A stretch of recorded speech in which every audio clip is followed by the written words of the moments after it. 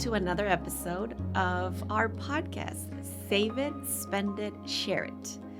We want to take a moment to welcome our new guest. We are having a guest very special to our episode today. That please introduce yourself. Well, hi. Yeah, I'm John Strehle. I have worked with Peacemaker Ministries for a long time in conflict resolution. I'm a professional certified coach, and just was excited to be invited to share in these really important conversations that we come across in our daily lives. Yeah, how can we be peacemakers Yes. in a society where everyone is honking at each other, everyone wants to be somewhere, and emotions are on the rise? Yeah, and one thing we were finding too is trust is on the decline. They were showing in some statistics that 30% of the population trust each other.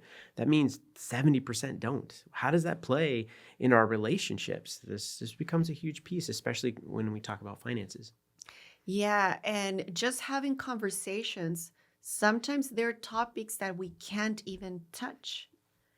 I've learned that politics is something you can't have an open conversation with just random people, right? Yeah, right. Because you never know the response of the other person.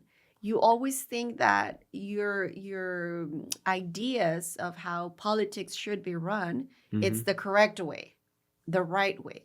But then you soon discover that you can get into a big argument just in a shopping center, that it could have, devastating consequences. It's true. And sometimes at home, it feels like, World War II. Like as soon as someone arrives and it's like, let's put the gloves on, right? Yes. They're hanging at the entrance. Okay, let's get ready. What is it going to be today? How can we start maybe untangling those tension or pressure points? That's a big question in that there's so many different ways and angles to come at that. But I think one of the ones that come to my mind at the moment is the self, what's the word I want to say? It's the soft startup is the word I'm looking for.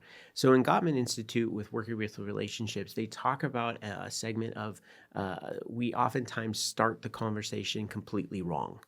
And that's part of the problem, is that we open up with being overly critical or judgmental right off the start without coming with what they call as a soft startup. And this soft startup is sticking with the I. That's probably the hugest thing over everything, because oftentimes we go you, right? And we even use the finger pointing and going like, you did this or that. And so starting I feel about or because, and this is what I desire, this is what I need. And so that's a much healthier place to be able to start the conversation and to open that up. Now, for the listener, the other part for them, they have to be careful of not to judge that moment when they say that. It's to validate, which sometimes we miss that cue. In that validating them doesn't mean you approve or you say it's correct. You're just validating their thought, their feeling, and their desire. And that is very important for both the speaker and the listener to do that piece, to be able to at least have an initial door, right? To actually just go, okay, we got out of the car and we could stand there and have a moment of breathing some fresh air. Transition time. And then, okay, before, because otherwise it's like we just get out and then all of a sudden we're already fighting before we even headed on the hike or whatever it might be. And so having those soft startups are very helpful to begin the conversation. Yeah, you mentioned something about, having a fresh moment. Because sometimes, let's put a scenario that I've never seen or heard about it or been part of.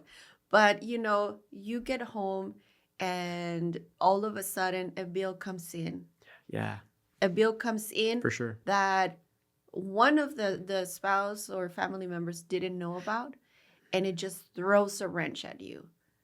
And you get all upset because this is the first time that you're seeing a bill, or that you knew about it, or a credit card statement or something that indicates that while one of the family members was saving up for a goal or something that you had already discussed, and all of a sudden you feel that how can I trust this person, you know? Hmm.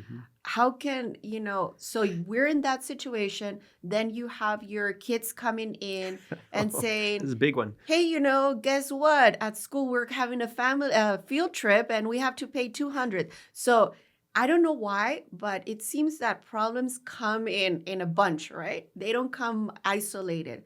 So all of a sudden, you're receiving the statement, you're receiving the next, and you're thinking and running numbers, and you get to a point that how do you go from there on saying, I need a moment, or what would be You the know, approach? yeah, and there's with that moment, I think the first, especially if you're the one who's, like you said, received it, you just saw this and you're like, what in the world?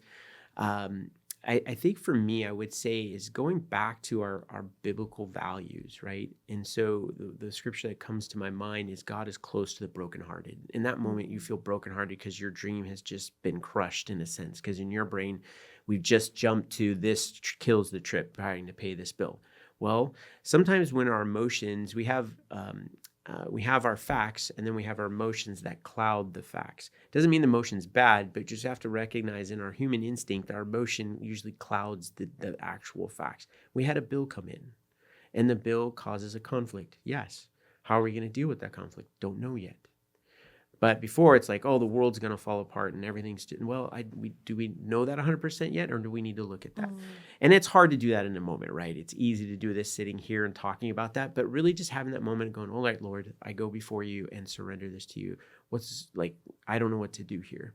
What's a conversation like, and then ask the Lord, what's the next steps that I should take? I think part of it too is processing. So that is an important piece right off the bat. I would even back up a second and then going, okay, just tell your story, if you will. Go back and awaken to what's the facts, what's going on here. Having that, what do I fear? What are past hurts that might be hurting this moment and giving me a different perspective? And what's my other family members going to think once they see this, and if you will, with the situation. And then you go back again to those biblical core values and go back and find some other scriptures that connect with you. There's many of them that remind us of who God is in this, because that recenters us on a firm foundation versus on our assumptions and Mhm. whatever external things that we try to contribute that'll help us. Sometimes it's just like, hey, what's God grounding us here as a Christian? And then go back to what can I take responsibility for? So what can I do to accept my part in, or my part might be, I need to bring awareness to the family to go, hey, what are we going to do with this? How are we going to do this? It might be saying, I need to set up a conversation with my spouse. And how can I use a soft startup to have that conversation versus what in the world were you thinking with this bill? You Or know, go right out after receiving the bill and kind of right. going and having the And conversation. I'm glad you mentioned that, because yeah, one of the things I would say, give it 20 minutes. Just 20 minutes, do what you need to do to self-soothe. One of the biggest things in Gottman we talk about, when you're at a point where you're at gridlock, where it's just Yeah. like you're both are not going anywhere, then the important part is to do some kind of whatever that is to self-soothe. And what that means is just what I need to just kind of come back down and get to a place where I can have a conversation without attacking and hurting. Because again, those things like being critical, contempt, defensiveness, and stonewalling are unhealthy to an enriching relationship. So sometimes when we're dealing with conflict, we want to go right at it, like you said, like we want to Yes, we approach do. it. And I've heard a concept that our mind has the ability of making something like really big, or bringing it back and landing it what the actual situation is. Because you mentioned, we feel that a dream has been crushed, but in reality, it hasn't been crushed yet, because we don't have all the information. We don't know if it's Right. actually a way of approaching this differently, or if there was a need behind this. Exactly. Maybe a bill, it's not related to a purchase, but a medical bill Right. that we One. were just not expecting. Exactly. And that happens a lot. Exactly. So maybe it's not something that was, I would say, that were provoked by anyone, but in reality, it's just something that came in. Of course, it's going to cause stress because there are no funds available for that area. But I like the concept of, I need to retreat, basically. I need to take 20 minutes. I need to kind of go back and ground myself in Jesus, ground myself in the Bible, of saying, Lord, how can I approach this? This is what I'm feeling. This is what I'm experiencing. Yeah. And let the peace of God impress our minds. And it's like you said, you mentioned like a retreat, and maybe a transition word instead of retreat so much as it's possible to say, I'm retooling. Mm, Instead of just going off what I'm thinking, because our hearts can be deceitful, and who can know it? God can know it, right? And so the part is we're retooling and kind of going, what's going on with me right now? How am I processing it? Why am I processing this? That's the power of yeah. the questions. We get that out to lay it before the Lord and going, God, this is me, raw, rough, but authentic. And then, Lord, who are you in this? And how do I want to move forward with knowing of your assurance and your victory in my life to go before me in all things? See, it retools you to a much healthier place to have a conversation. The other side I would build off what you said was there's an opportunity that somebody could throw such a monkey wrench in your plans.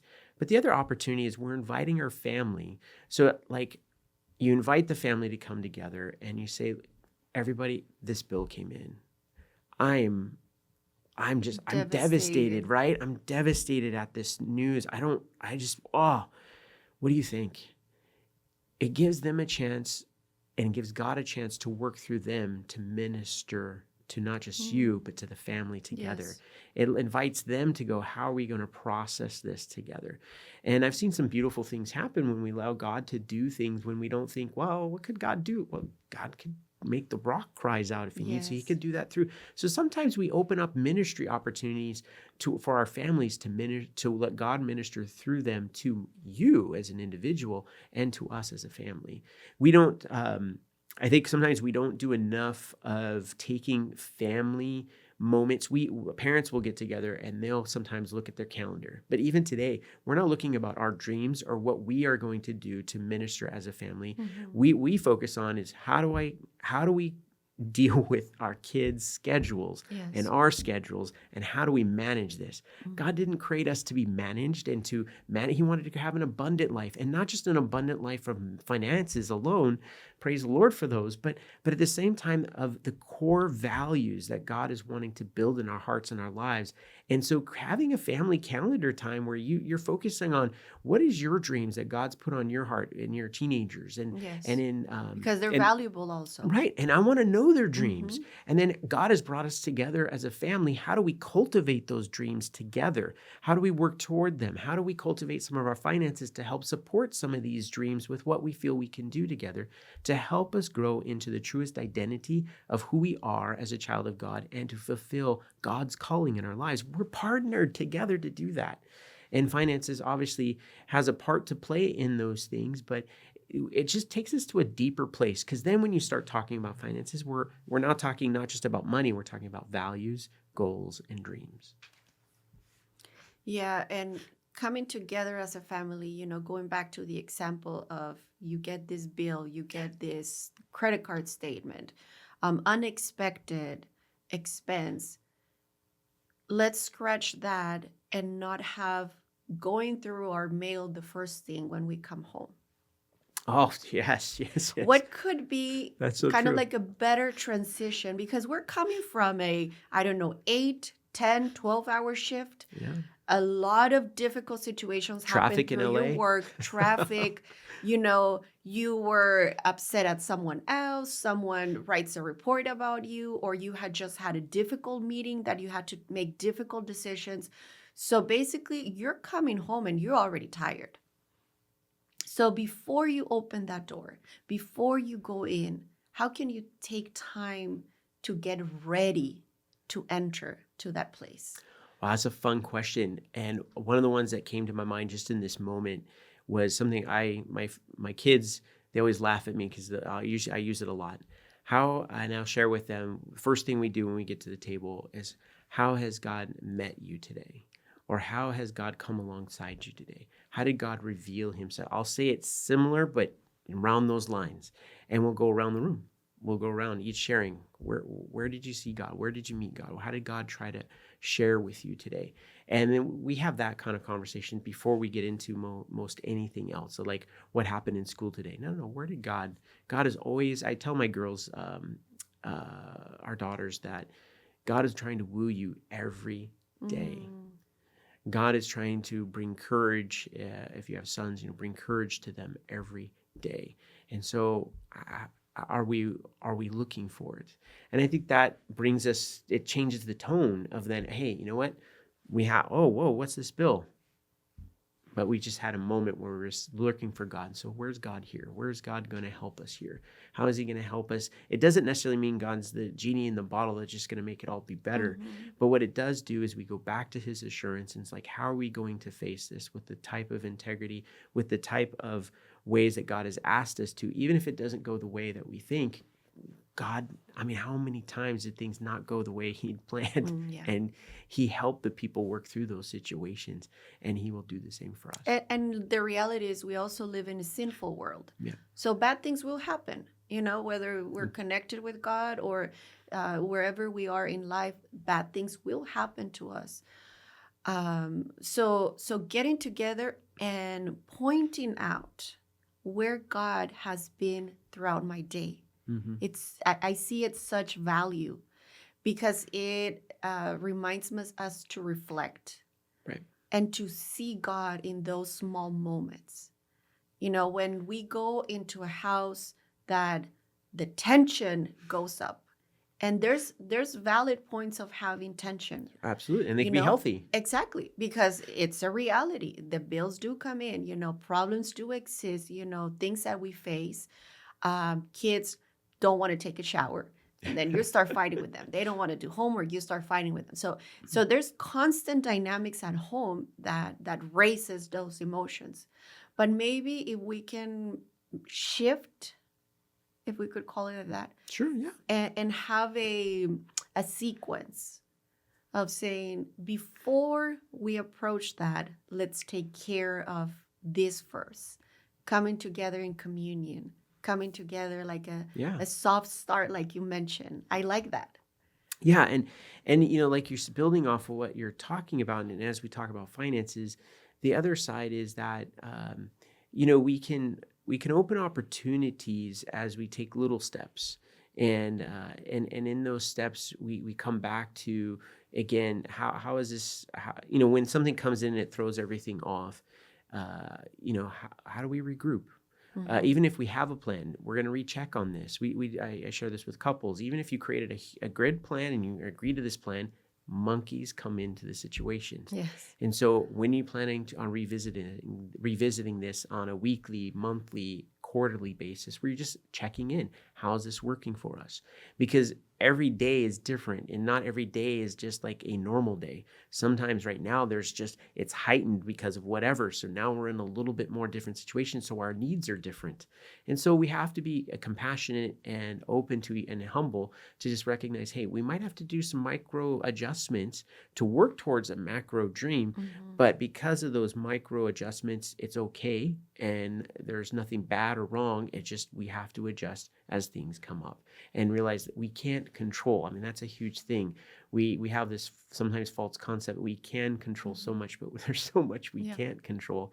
And but God has given us the power of choice to make our choices of how I respond to the tension that comes my way, and how I receive it, and how I respond to that tension. And that's the part, like, Lord, give us more patience, give us more understanding, so that I can honor you and honor who I want to be when I come into these situations, because it's not easy, but God is there for us. And kind of develop a way of being self-conscious. Sometimes we can't see the things that when we're getting upset, right? We get to a scale of 1 through 10. Yes. We're getting into a 6, and sometimes we don't see that the person maybe is already hearing it at a 10. That's so true. And our side, we were just having a friendly conversation, right? But we were already at a 6. But the person who's listening, it's already hearing it as a 10. So what are the dynamics that we can come into agreements and say, I'm feeling that your voice it's higher than that I would want to hear it, without having the other person saying, well, I'm not doing that. which happens. Exactly. What you're talking of is setting up something in advance. It could be a key word, a key phrase, but we try to set up something. It's better if you have it in advance, so it's not like what In do the you moment. what do you Yeah, say yeah. in Gorilla Glue or whatever, or tiger. Why are you saying that? But you said something so that you recognize, hey, we need to pause. It could even be that, just we need to pause, and we both recognize whether we like it or not. It's our word to be like, oh, there's something, whether they noticed or I'm noticing it. Anything we can use as a tool, as a weapon, right?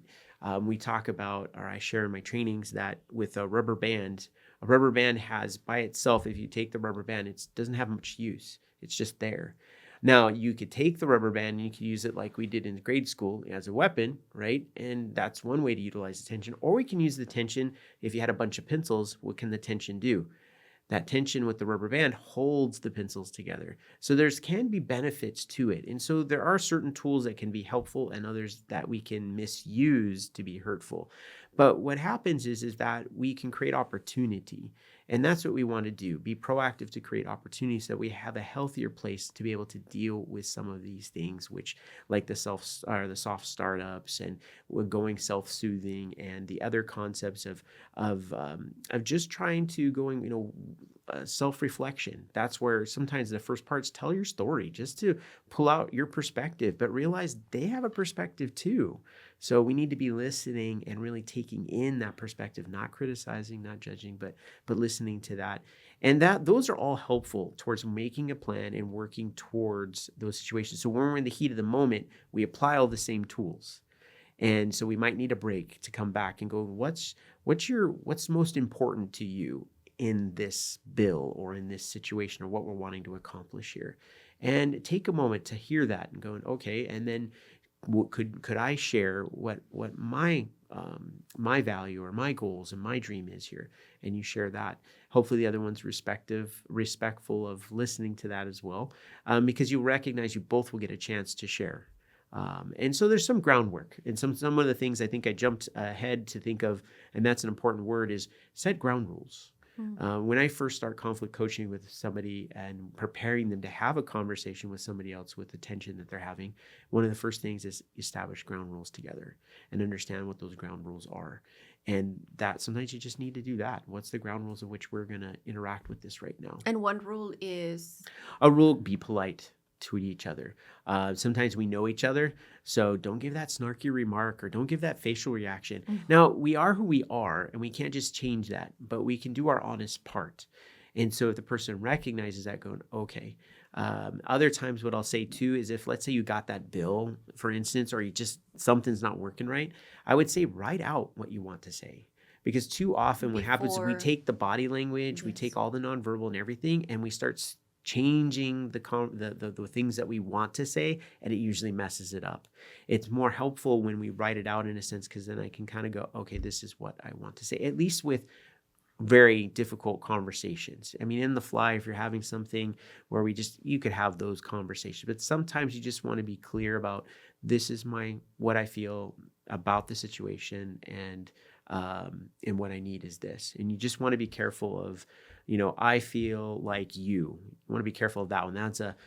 You're kind of trying to use the I feel, but you're cheating by putting it back to them. Yeah. So that's kind of one of those, just be watchful of that one. So could a ground rule be, I need to exit this conversation? In the sense of, are you saying to exit and not to have the conversation at all? Correct. That at any point you could say, hey, I'm not feeling right in the moment, or whatever is happening. I want to have my space. I'm claiming my space. And clarify that. So yes, you could say, because exit could mean, exit when I leave means I don't necessarily come back. So, I see. So, but you could say, yeah, I need a pause. I need a break. I need some pause on the conversation. But we need to define it. Because as the scripture does tell us, there's time to give a season, but we can carry something, but the Bible tells us that we shouldn't carry it overnight, right? So the idea there is like, set a time. How long do you need to grieve on this thing? How long do you need to, maybe not grieve is the right word, but how long do you need to be angry about this, okay? And then, okay, when you're done. So there's a season of being angry. There's a moment where you can't hide the emotion. Bible shows anger there. We're not to hold on to it. We're not to let it drive us, but we do need to recognize it and going, okay, Process the emotion. Yeah, and surrender it to God and going, God, how are you serving and interceding for me? Because if you're so angry, you can't have a A conversation. conversation. So you need to work to a place where you can have that. And sometimes that takes a little time. The other part is, even though that might take a little time, is again, like you're saying, the ground rules, set the ground rules for that space. So let's take 20 minutes. Let's take 5 minutes. Usually with couples, I'll say, you can have a 5-minute breather, but when you're heightened in your emotions over the top, like you're out of control emotion, then usually it needs a longer time to come down. So that's where it's 20 minutes. So I would say normally a couple could say, hey, we need a 5-minute break. Kids, it's 3 minutes because that's eternity for them. But when you've lost control of your then it's usually, you need more like 20 minutes. And you say in 20 minutes, can we come back? Or, hey, a little bit later, if you can't because of scheduling or something, can we come back and talk about this later on tonight? And one of the other things I'll add real quick that's important, it's how we come to, remember, one of the key things I think I mentioned in the last session together was the idea of fondness and admiration.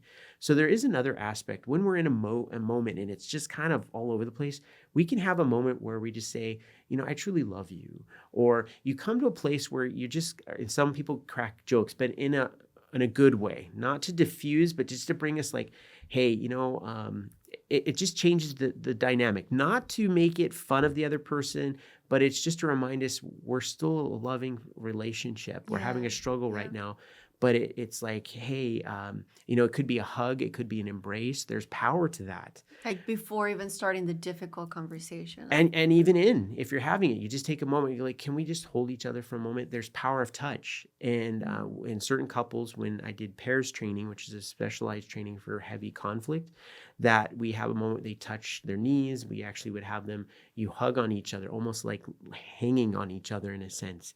And you build that space for them because there's something that shares that we are committed and we have this value in one another and relying on that. And it's just something cognitively it does for a person. So that's something that can also be used as a tool to help in those moments. But again, it may not be right at the moment, but we have to both be understanding of the tool to go, oh, this is a tool to help us. Because if one person knows it, the other doesn't, they're like, what are you trying to work right now? We're critical and we're judging their intention to create a love connection, just to remind us, hey, we're loving, we're caring, we do value each other. We might not be showing it the best way right now. We might not be doing the best job, but we still care and value each other. And that's an important piece to that. Yeah, so I like that concept of we're handling a problem that we need to find a solution, but that doesn't define us as a family. That doesn't define us as who we are as a couple. Mm-hmm. Our commitment to each other, that has nothing to do with this situation. Like, let us not go into a place of, well, we're always fighting about money, so we can't be together. Right. You're always spending. So, and we're trying to pinpoint who's at fault. Which builds contempt. Exactly. Right? It leads to that contempt, and that's one of those 4 horsemen. Once you build a contempt, that's where, once you have contempt in a relationship, Gottman has some statistics that shows very high that it leads toward divorce. Because once you have that contempt, you're putting someone into a corner, and you're boxing them into that space, and they could be nothing else but what I perceive them to be. And once we do that, then it's very difficult to try to rebound from those dynamics. Yeah. So what are resources available? Ooh, resources. So there's fun resources out there that can be very helpful. One is a card deck. It's Gottman's material that he has questions. So when you're building fondness or admiration for each other, sometimes, what do I ask? Or we've been married for 30 years. What do I, there's things. So you just go back to the basics. He calls it a love map.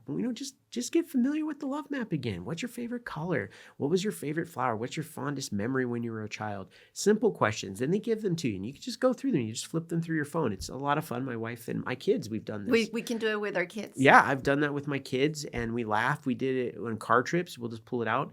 And then there's different types of questions in there. So love map would be one. There's others that are open questions, and then others for other fun activities and such. So there's other things in there. The other app is very helpful is Peacemaker Ministries has an app. So let's say you have a conflict and you're like, what do I do? Where do I go? you could go to the app and there just click on simple navigation and it'll begin a process of one of which I teach and we help equip people to do. But you walk through a pathway, a path of a peacemaker pathway, and it gives you all the steps and works you right through. So it's something great because you could be like right here, hey, do you mind? Can we walk through this together as we try to work towards reconciling our challenge, our tension we're having right now? So, as we're ending this episode, I want to give a verse that we can utilize to anyone struggling with a conflict that it seems that they can't find a solution, that they're in debt, Yeah. they're spending, they can't find a point that they can agree on. So, what would be a good verse to say, let's study this verse before we have this conversation? Oof. Verse, which one would we choose here? There's so many, man, that I'm thinking of. But, I think it's in Philippians that talks us that we're to pursue peace. And in that text there, it gives us an opportunity that we're here to look out for each other. I think it begins to open that door. Part of our journey that we take a person through is we ascend to go back to our biblical core values. We align with our truth, and with is our truth based on our principles that we apply to our lives.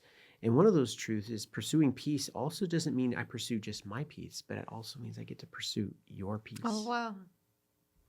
Now, it's just, yeah, that's a little different. Yeah. So when I think about pursue your peace, then how do I cultivate an environment? God came to die for us, right? And if he came to die for us, he didn't do it for him. He did it for us. So part of that is just modeling the very thing. He did that for us. So how do I do that for the other person with boundaries? What I mean is, I'm not talking toxic relationships and abuse. That's a different. But what I'm saying is when it's pursue, what can I do to cultivate? So that's the soft startups, right? Or the things I can help to remind them that I respect them and value them. There's a lot of things that we can do in saying, I know that person, what's going to help them to pursue peace. Peace doesn't mean that we get our way. It just means that I'm providing space where we can be open and honest to share our hearts and to reveal our thoughts, dreams, and desires.